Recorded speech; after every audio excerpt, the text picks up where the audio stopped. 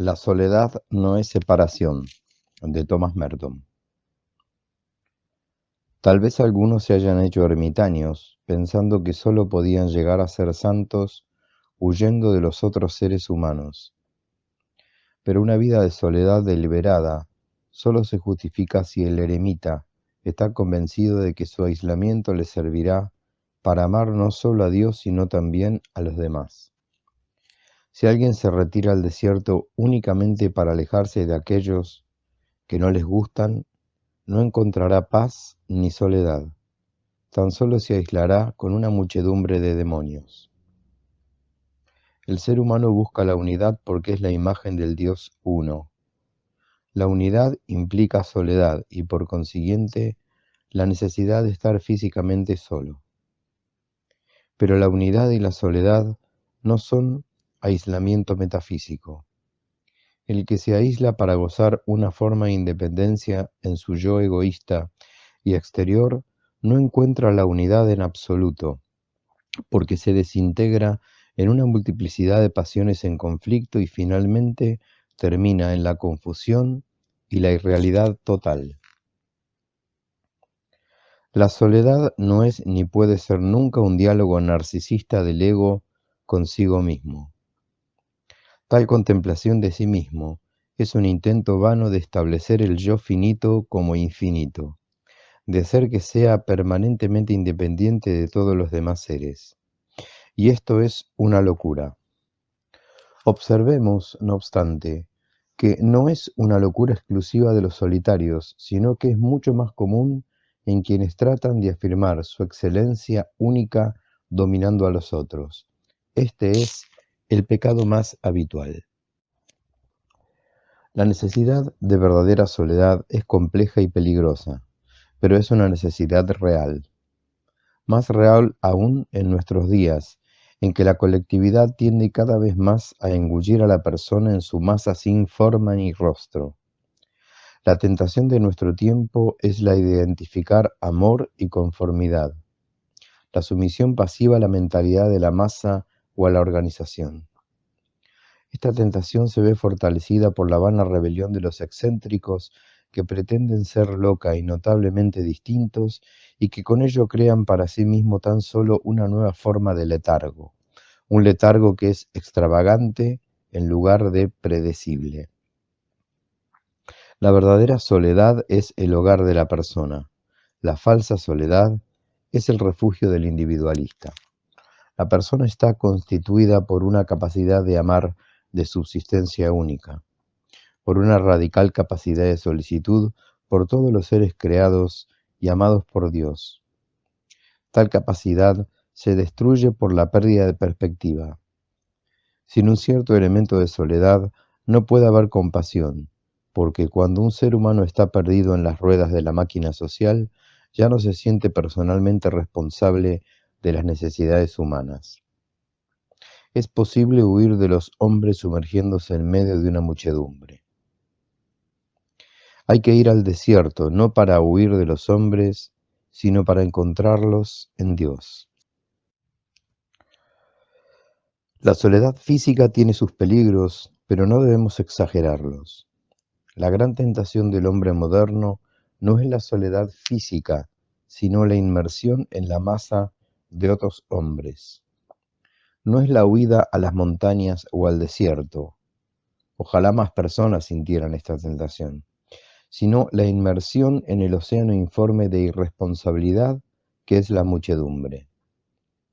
Actualmente no hay soledad más peligrosa que la del hombre perdido en una muchedumbre, que no sabe que está solo y que tampoco actúa como persona en una comunidad.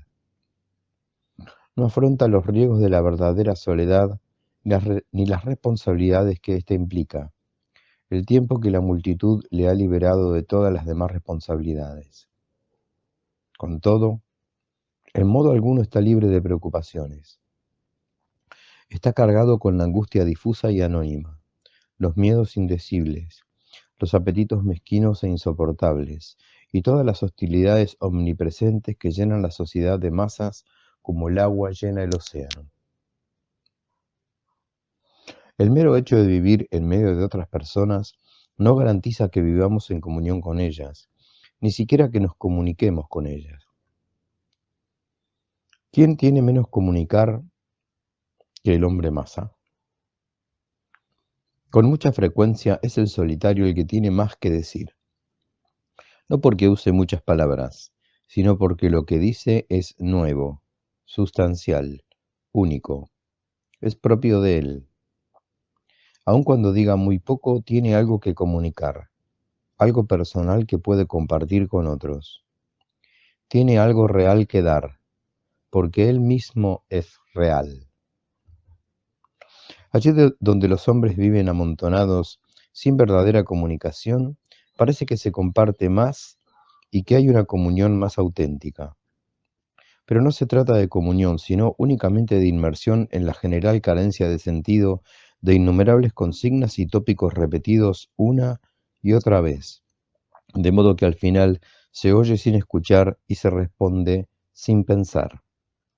El constante clamor de palabras vacías y ruidos de máquinas, el continuo zumbido de los altavoces, termina por hacer casi imposible la verdadera comunicación y la verdadera comunión. Cada individuo en la masa está aislado por espesas capas de insensibilidad. No se preocupa, no escucha, no piensa, no actúa, sino que es empujado. No habla, sino que produce sonidos convencionales cuando es estimulado por los ruidos apropiados. No piensa, sino que segrega tópicos. Una persona no se aísla por el mero hecho de vivir sola, y tampoco se produce la comunión entre los seres humanos por el hecho de que vivan juntos. La vida común mejora o degrada a la persona, según se trate de una vida común verdadera o de una mera vida en medio de la muchedumbre. Para que la persona siga siendo humana es absolutamente preciso que viva en comunión, que mantenga un diálogo auténtico con otros. Pero vivir en medio de los otros y no compartir con ellos nada más que el ruido común y la distracción general aísla a la persona de la peor manera imaginable y la separa de la realidad de un modo casi insensible. Ella lo divide y la aleja de los otros y de su verdadero yo.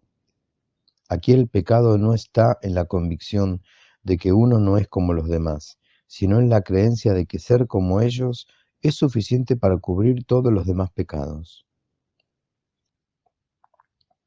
La vanidad del individuo que admira su propia excelencia es muy lamentable, pero es más respetable que la vanidad del individuo que no tiene autoestima porque ni siquiera tiene un yo superficial que pueda estimar. No es una persona ni un individuo, sino únicamente un átomo. A veces esta existencia atomizada es elogiada como humildad o abnegación, a veces es llamada obediencia y a veces es entregada a la dialéctica de la lucha de clases. Produce una forma de paz que no es paz, sino únicamente la huida de una sensación de conflicto apremiante y urgente. No es la paz del amor, sino de la anestesia. No es la paz de la autorrealización y la entrega de sí mismo, sino la paz de la huida hacia la irresponsabilidad. No hay más soledad verdadera que la soledad interior, y esta no es posible para quien no acepta su justa situación en relación con los otros.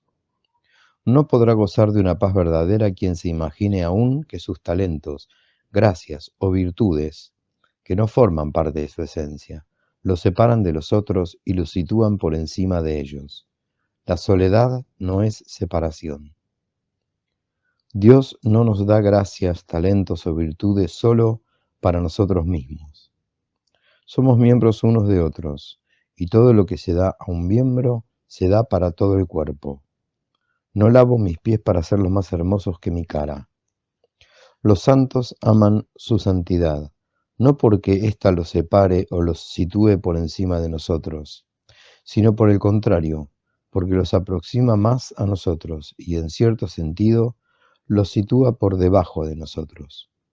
Su santidad les es dada para que puedan ayudarnos y servirnos.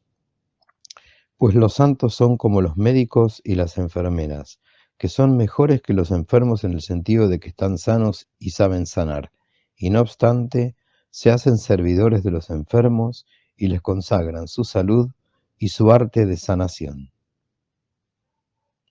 Los santos son lo que son, no porque su santidad les haga admirable para los demás, sino porque el don de la santidad hace que puedan admirar a todos los demás. Les da una claridad compasiva capaz de encontrar el bien en los más terribles criminales. Les libra del peso de juzgar y condenar a los demás. Les enseña a poner de manifiesto el bien de los demás mediante la compasión, la misericordia y el perdón.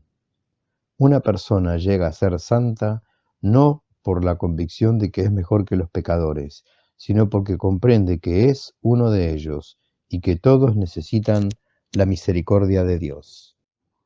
En la humildad se encuentra la mayor libertad. Mientras tengamos que defender el yo imaginario que pensamos que es importante, perdemos la paz del corazón. Tan pronto como comparamos esa sombra con las sombras de otras personas, perdemos toda alegría, porque hemos empezado a tratar con irrealidades, y no hay alegría en cosas que no existen. En cuanto empezamos a tomarnos en serio a nosotros mismos e imaginarnos que nuestras virtudes son importantes porque son nuestras, nos hacemos prisioneros de nuestra vanidad, y hasta nuestras mejores obras nos ciegan y nos engañan. Después, a fin de defendernos a nosotros mismos, empezamos a ver pecados y faltas por todas partes en las acciones de otras personas. Y cuanto menos razonable sea la importancia que nos atribuimos a nosotros mismos y a nuestras obras, tanto más tenderemos a ensalzar nuestra propia imagen y a condenar a otros. A veces los virtuosos son también infelices y están amargados, porque inconscientemente han llegado a creer que toda su felicidad depende de ser más virtuosos que los demás.